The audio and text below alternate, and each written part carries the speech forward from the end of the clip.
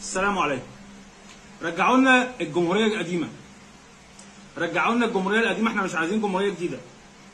ارجوكم ارجوكم رجعوا لنا الجمهوريه القديمه، الجمهوريه الجديده مش على مقاسنا.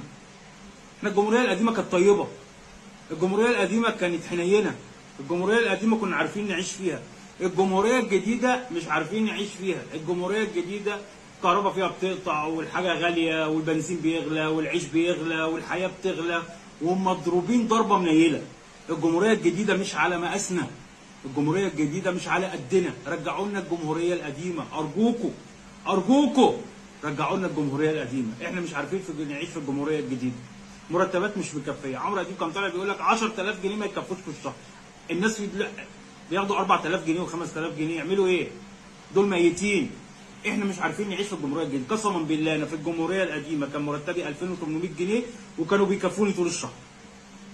اه والله 2800 جنيه في الجمهوريه القديمه كانوا بيكفوني طول الشهر. رجعوا لنا الجمهوريه القديمه ارجوكم ارجوكم. رجعوا لنا الجمهوريه القديمه، احنا مش عارفين نعيش في الجمهوريه الجديده. الجمهوريه الجديده مش بتاعتنا. الجمهوريه الجديده مش على مقاسنا. الجمهوريه الجديده بتاعت ناس معينه اللي بتروح تشتري ب 20 و30 و50 مليون جنيه. مش احنا. مش احنا يا باشا. احنا عادي، احنا بتوع 3000 جنيه ولا 4000 جنيه في الشهر. في الشهر. مش احنا يا باشا. فالجمهوريه القديمه كانت على قدنا، الجمهوريه القديمه كانت حنينه، الجمهوريه القديمه كانت على مقاسنا. رجعوا لنا الجمهوريه القديمه.